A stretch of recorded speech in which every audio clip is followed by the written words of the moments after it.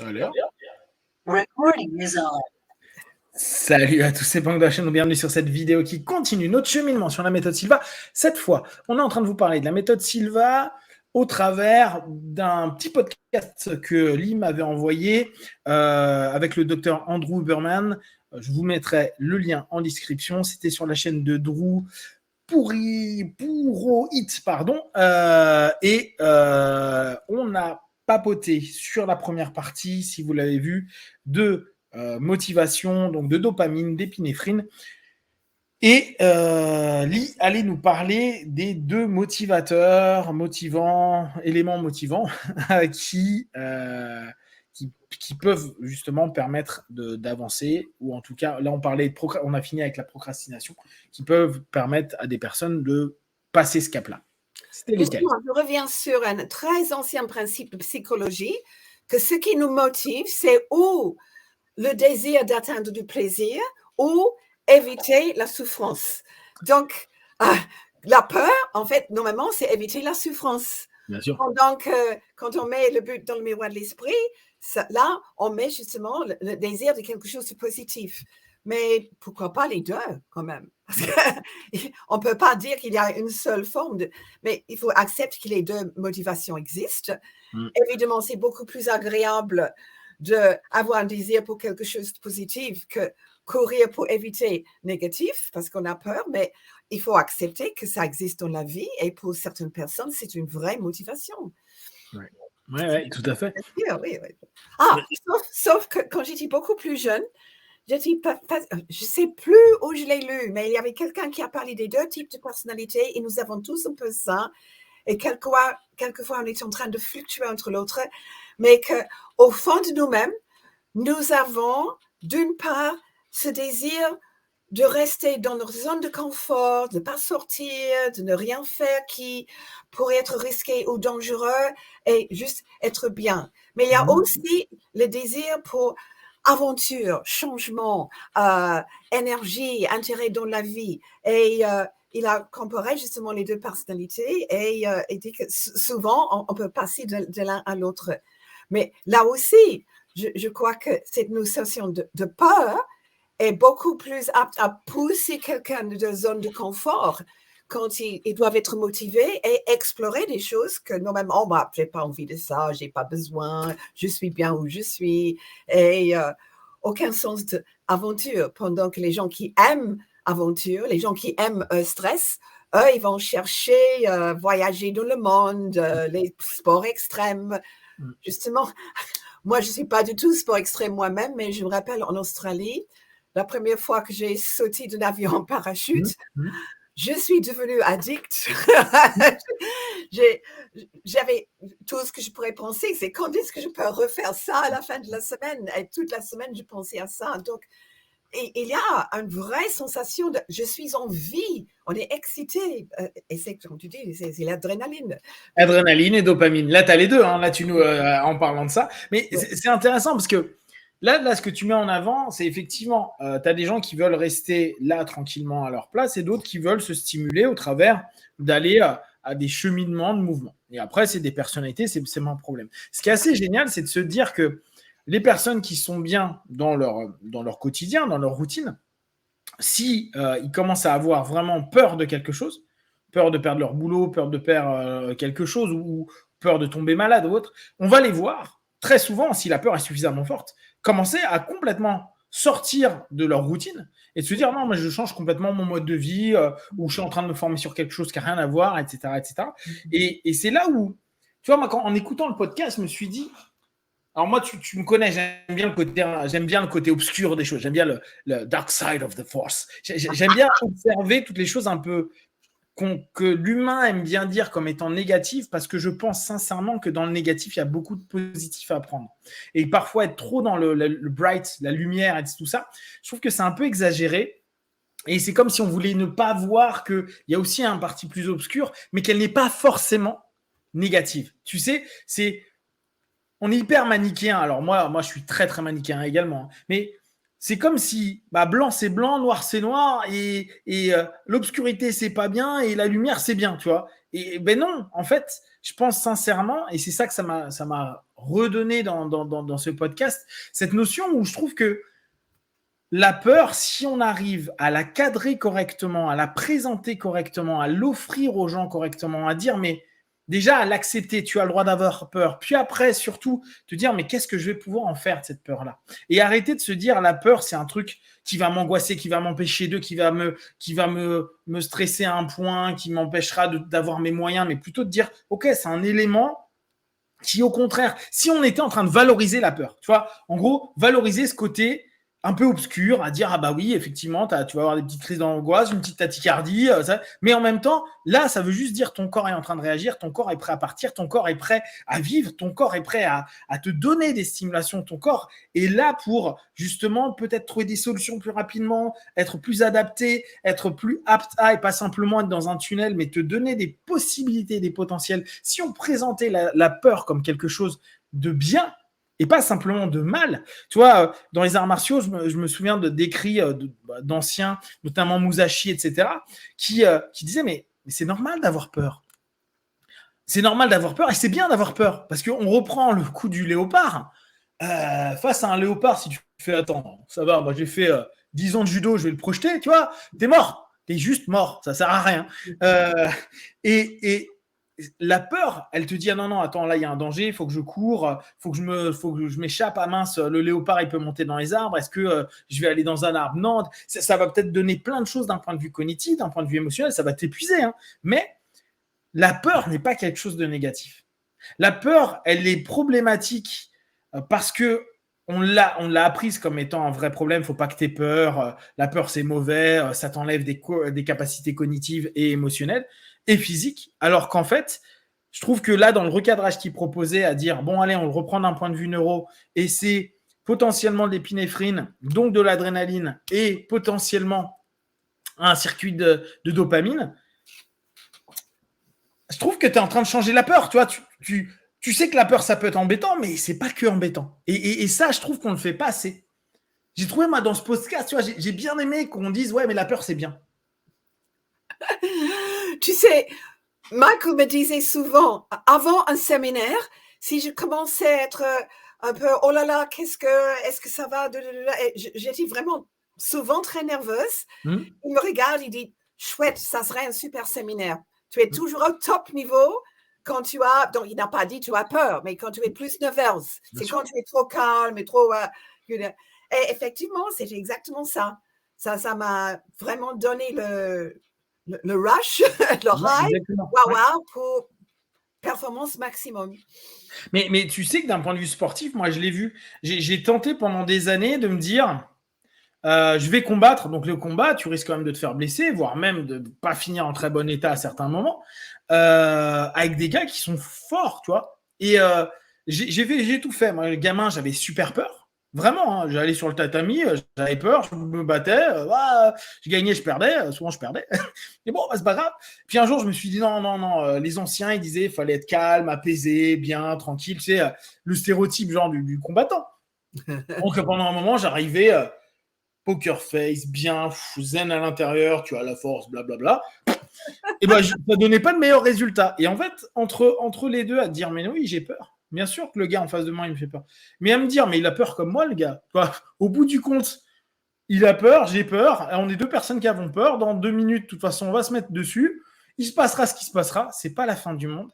Et accepter la peur comme étant là, juste là, que oui, au départ, tu as tout ton corps qui picote et tu as l'impression que tu vas pas vite et que ton cœur il va à 10 000 à l'heure. Oh oui, c'est vrai, ça fait partie du jeu. Mais ne pas le prendre trop à la légère et ne pas le prendre avec trop d'importance, cette notion-là ramène à quelque chose où tu te dis, bah voilà, j'ai peur, j'ai le droit d'avoir peur. Et quand les gens te demandent, t'as pas peur de monter sur le ring, dans la cage, sur le tatami? Si, j'ai peur. Mais de toute façon, une fois que le combat aura commencé, j'aurais plus peur. Comme le séminaire a commencé, tu as commencé à faire ton speech, tu es chez toi, ça, et tu connais, que ça se passe bien ou pas, qu'il y ait des gens qui soient avec ou pas avec toi, c'est pas grave, de toute façon, tu connais, tu sais ce qui se passera. Et c'est ça qui est sympa. C'est pouvoir se dire, on n'a pas besoin d'être dans l'hyper zen, tu vois, et je trouve qu'avec la méthode, c'est bien, c'est juste dire, tu te relâches. Mais te relâcher, ça ne veut pas dire t'es mou. Ça ne veut pas dire non plus que tu n'as pas d'émotion. Ça ne veut pas dire que tu ne ressens rien. C'est tu tentes de recréer quelque chose. On va dire ton cancel à la place de dire ça va mal se passer, tu vas dire bon, il se passe ça se passe ça, ce qui se passera, mais je vais faire au mieux. Tu vois, tu reformules la chose. Ça n'enlèvera pas le fait que tu aies peur que ça se passe mal, tu vois. Mais ça va. Et tu vois, je trouve que ça, c'est aussi important à mettre en compte, à mettre en avant pour que les gens en prennent compte dans le quotidien. On n'est pas que sur du positif, que sur on est zen, tout est bien. Non, non, non. Il y a cette notion où aller vers de la peur, aller vers des émotions moins positives peuvent t'amener vraiment quelque chose de bien si c'est correctement exploité. Et c'est ça la connaissance de soi. Et bien sûr, chacun fonctionne à sa manière avec ses drivers et ses leviers. Surtout puisque tout notre système sympathique nous donne automatiquement toute cette énergie, ce focus, ce désir d'aller au maximum. Donc, il faut la peur ou même un moment de stress pour créer ça, et on peut recadrer ça et pas voir ça tellement comme peur, mais comme motivation, stimulus, désir de faire son mieux. C'est très bien. Mais bien sûr, mais c'est là où, tu vois, alors après, j'en sais rien, mais moi, je vais voir avec mes gars qui iront en compète, mais dire quand ils sont stressés, dire, mais non, c'est cool, t'as de l'adrénaline. Oui. C'est un pic d'adrénaline, vas-y, l'adrénaline, c'est à toi. C'est ton corps t'emmène, genre, stimulation, vitesse, faut que j'y aille, on y va, nervosité, tout, mais c'est super. Oui, et tu peux avoir exactement la même sensation comme ça, et une personne dit terrible, et moi, une autre personne va dire j'aime ça. Exactement. Donc, c'est la même réaction physique. Et on a besoin de ça pour beaucoup de choses. Et tu vois, là, c'est ce que j'avais noté un petit peu plus loin. Je reviendrai, il y a un point que j'aimerais qu'on aborde, mais le lien pour ça, c'est qu'est-ce qui fait qu'on peut quand même un peu diriger, orienter ce pic d'adrénaline? C'est la respiration. Ouais. Donc, les Indiens ont un type de yoga qui s'appelle pranayama, qui est en fait le travail sur le souffle.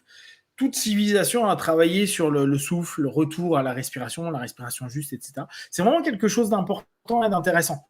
Qu'importe les méthodes, il y a des moments, il suffit juste de faire inspire, expire, c'est bien. Maintenant, ce qui est devenu très à la mode, c'est la cohérence cardiaque, etc. Les gens aiment beaucoup. Tant mieux, trouvez le modèle qui vous convient le mieux. Il y a 10 000, il y a vraiment des tas de modèles de respiration.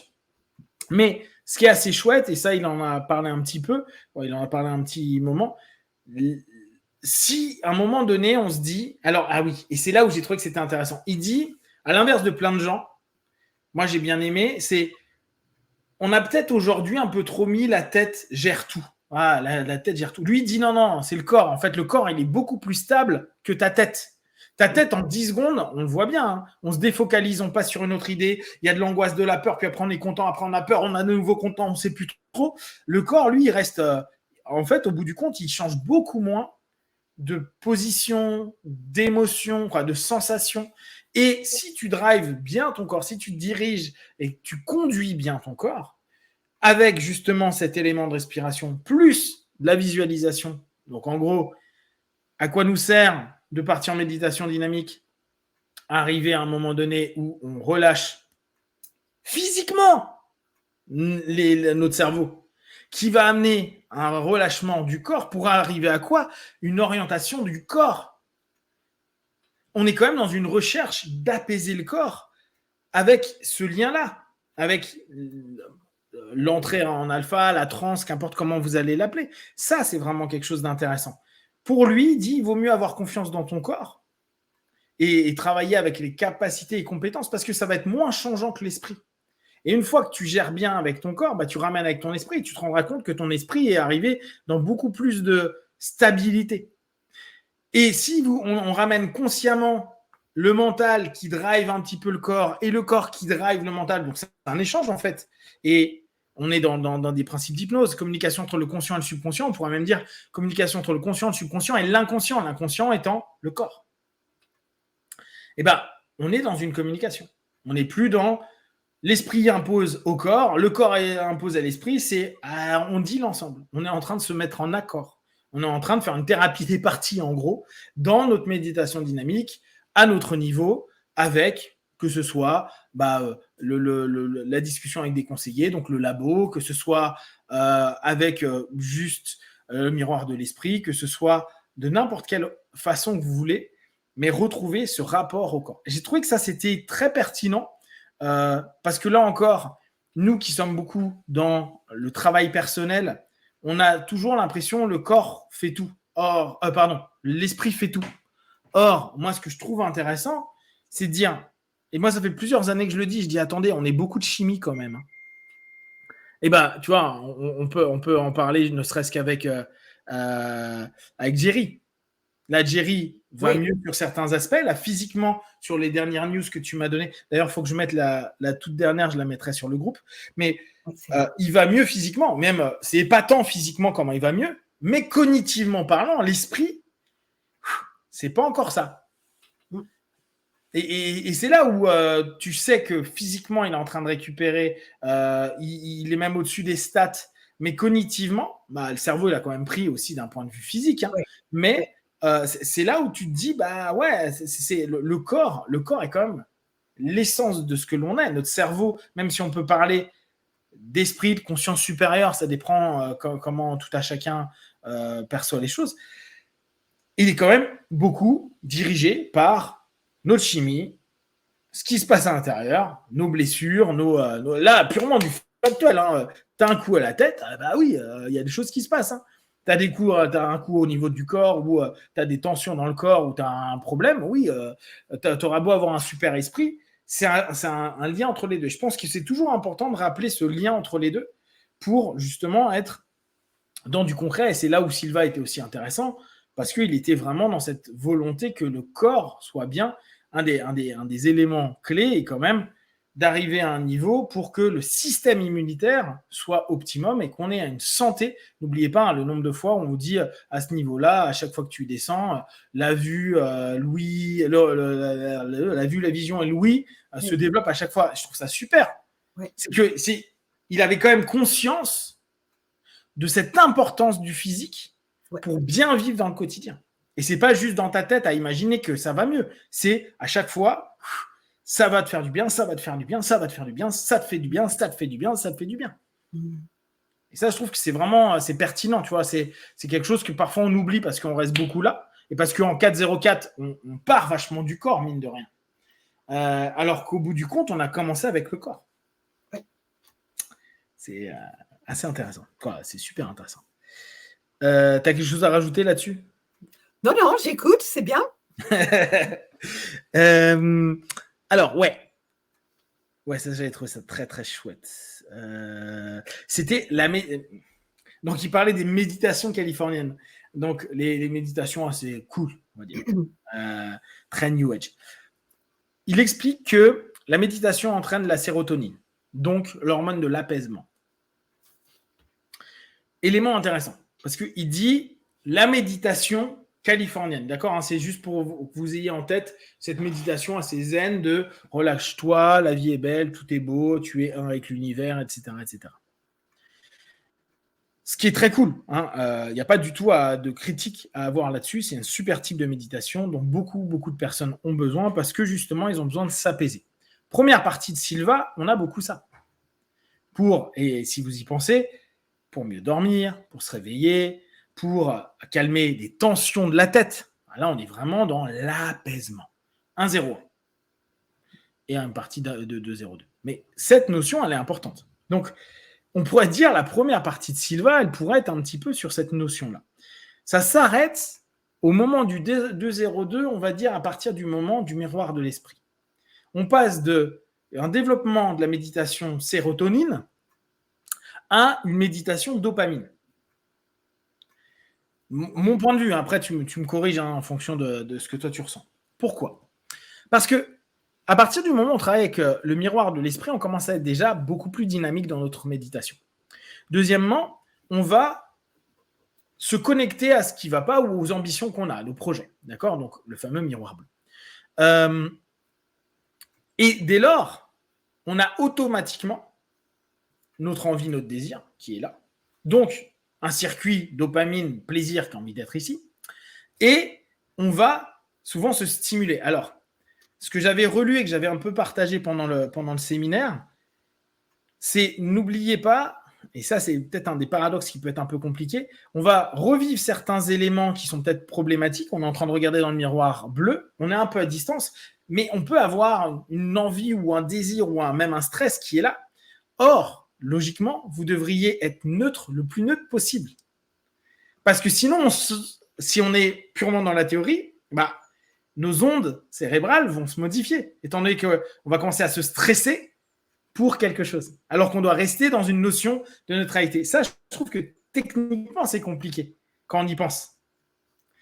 Et quand on commence à avoir cette notion-là, on va quand même créer une forme, notamment dans la stimulation, quand on arrive dans le miroir encadrement blanc, à ce moment-là, on arrive dans une notion de stimulation qui est forte. Imaginez-vous et ressentez, là vous rentrez, le succès, la réussite, que vous y êtes arrivé, que vous avez ce que vous voulez, de la manière dont vous le voulez, vous êtes en bonne santé, vous êtes bien, vous êtes heureux, vous êtes ceci. Là, on a de l'adrénaline.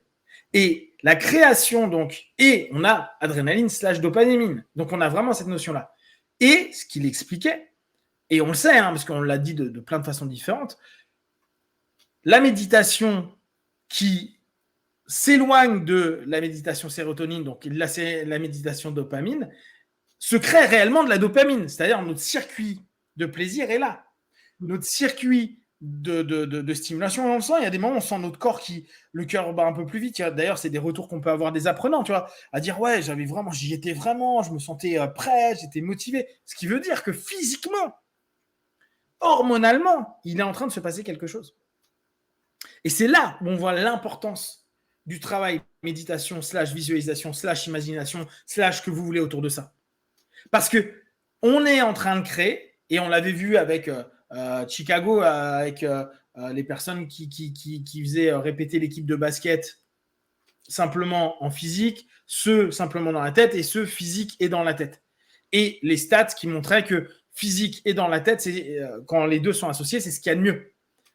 Parce qu'on crée quand même quelque chose d'hyper performatif, même si, dans les faits, au départ, on n'a pas du tout fait le geste. Là, on a la même chose, sauf que là, on parle d'hormones, on parle de dopamine.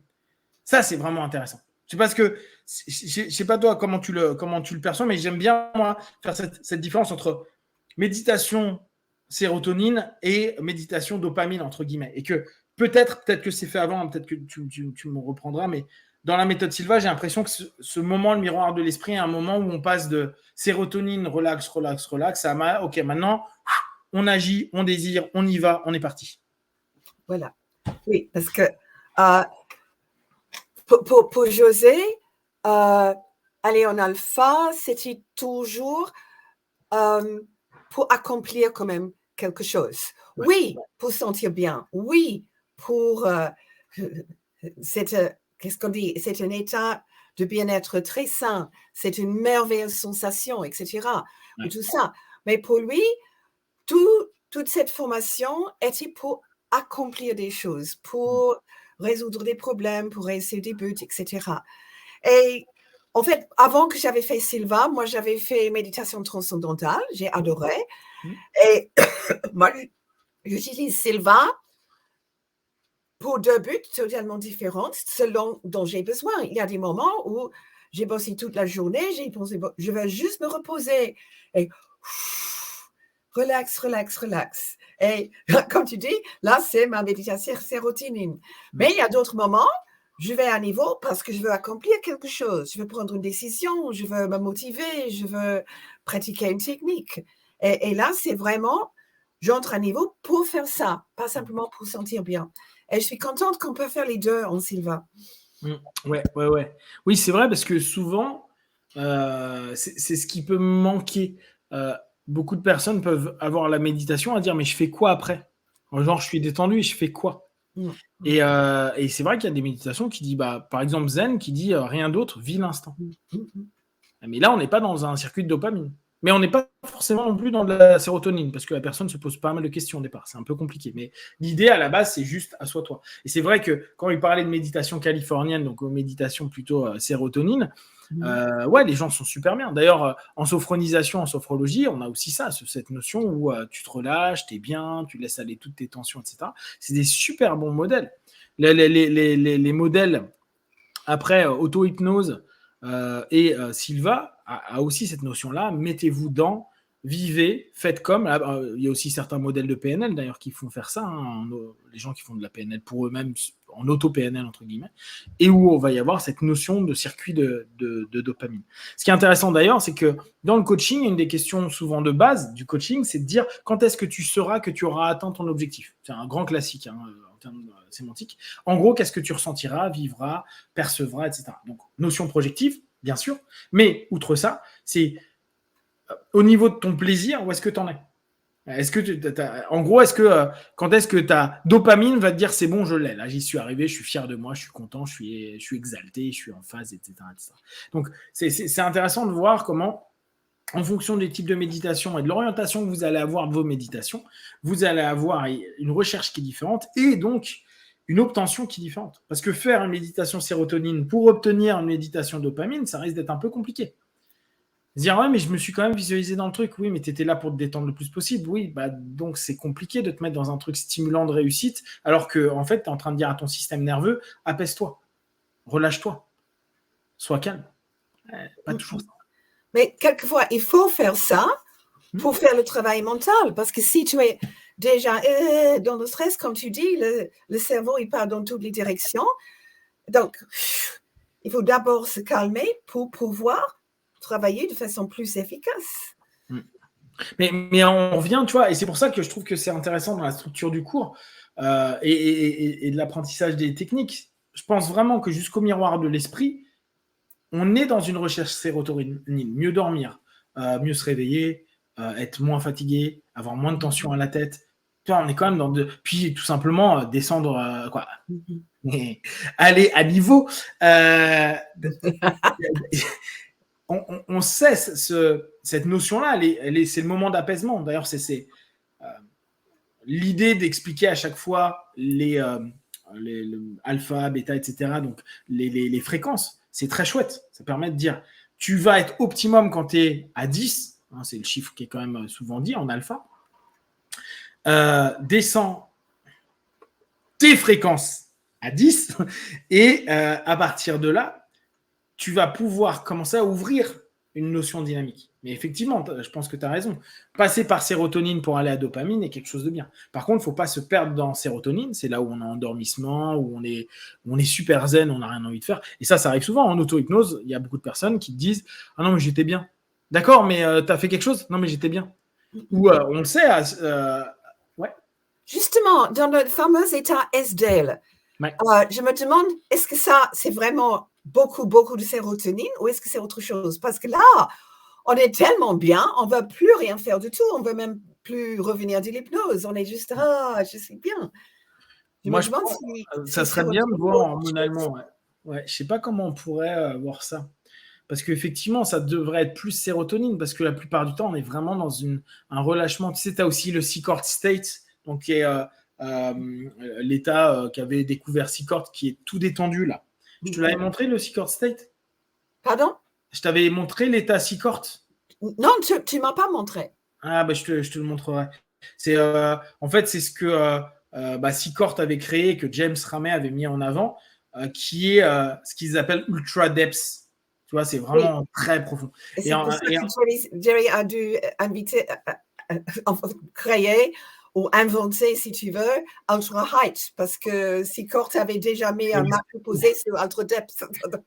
Exactement. Jerry, pour se venger, quoi. Bon, c'était Jerry, quoi. Mais cette notion est intéressante parce qu'on est encore plus dans du relâchement qu'on peut l'être en SDL. En SDL, vu qu'il y a quand même une notion qui est la catatonie, on peut s'interroger à savoir les hormones qu'il y a à ce moment-là.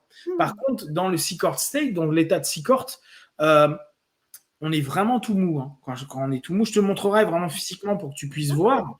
C'est là, je pense qu'on est en sérotonine pure. Pourtant, il se passe quand même plein de choses d'un point de vue psychique et Et il y a des beaux retours. Ouais, à voir ce que ça stimule à ce moment. Je sais pas comment on pourrait tester ça. Faudrait peut-être faire une prise de sang à ce moment-là, je sais pas. Je sais pas comment ça peut se. Bref. Donc voilà pour ce petit retour. Moi, j'ai trouvé vraiment que c'était intéressant. Je vous mettrai donc la description en lien. Est-ce que tu as quelque chose pour conclure ce petit partage? Non, je crois qu'on a bien discuté et résumé ce qui a été dit. Excellent. Oui. Donc, on vous invite. J'aime beaucoup voir, comme Bert Goldman, quand il parlait de polarité, j'aime beaucoup voir ces choses qui semblent être totalement différentes et trouver un moyen de résoudre les paradoxes. Ouais. Oui, bah là, complètement. Et c'est justement ça. Pensez toujours quand vous travaillez ou vous amusez à étudier la méthode Silva et surtout quand vous mettez en pratique, de voir s'il y a des éléments actuels qui valident ou invalident des choses. C'est pas un problème. Hein. Il n'y a pas du tout de critique là-dessus. Là, ce qui est intéressant, c'est qu'on voit quand même qu'il y a énormément d'aspects qui peuvent correspondre aux hypothèses qui ont été proposées à l'époque, avec la sémantique de l'époque et les connaissances de l'époque, et qu'aujourd'hui, il y a beaucoup d'éléments où on peut se dire « Ah, c'est cool ». Par exemple, la peur, hein, eustress, distress, la peur peut être à la fois un distress comme il peut être un eustress, à nous de voir, et là, c'est là où c'est intéressant de pouvoir recadrer au travers de notre niveau ou au travers de nos capacités, de notre expérience, pour réussir à faire passer l'un à l'autre, et la peur devenant dès lors un élément stimulant, donc entraînant quelque chose de positif et potentiellement nous permettant d'obtenir de la dopamine à court, moyen ou long terme. Et ça peut être très intéressant à penser aussi la vie de cette façon-là. La chimie, c'est chouette. Voilà. Si vous avez des questions et des remarques, vous les partagez sur Facebook, YouTube. Attends, je crois que j'avais un truc que je voulais lire, mais attends, je regarde 2 secondes. Je crois que c'était hier ou avant-hier. Je crois que j'ai eu un message. Ah oui, non, c'était Fabienne qui disait, on avait dit qu'on papoterait un petit peu sur un peu la psychoéducation, un peu vision Silva, etc. dans les semaines à venir. Donc elle disait, parents d'une ado, j'ai hâte de ça. Attends, j'ai eu quelqu'un d'autre qui m'a dit quelque chose ou pas? Non, c'était pas là. Oui, si, voilà. C'était Kéman qui me demandait, est-ce que tu sais si Mohamed Ali, tu sais Cassius Clay en boxe, avait fait la méthode Silva? Qui ça? Mohamed Ali, tu sais le boxeur. Ah, est-ce qu'il a fait de la méthode? I am the greatest. Exactement. Bon, écoute, s'il n'a pas fait Silva, il a fait une imitation. Il y en a beaucoup qui existaient, mais on dirait. Parce que tu vois, il disait. Mais lui, il avait vraiment désir et confiance. Ouais, exactement. Tu vois, il disait, pour gagner des combats, mon esprit doit le voir et mon cœur doit y croire. On retrouve ces idées dans le livre que tu m'as conseillé, La méthode Silva, la réussite à portée de tous. Bon, voilà, il s'interrogeait à savoir. Je dis, je sais pas. Mais bon, après, c'est des notions qui sont communes à plein de systèmes. Hein. L'idée de la méthode a été de regrouper, de le structurer d'une certaine façon. Voilà. Donc, si vous avez d'autres questions et d'autres remarques, vous les partagez sur Facebook, YouTube. On y répondra le plus rapidement possible. Et comme d'habitude, de tout ce que l'on propose, ne prenez que ce qui est bon et juste pour vous. Testez, observez, analysez et concluez. À très vite. Ciao.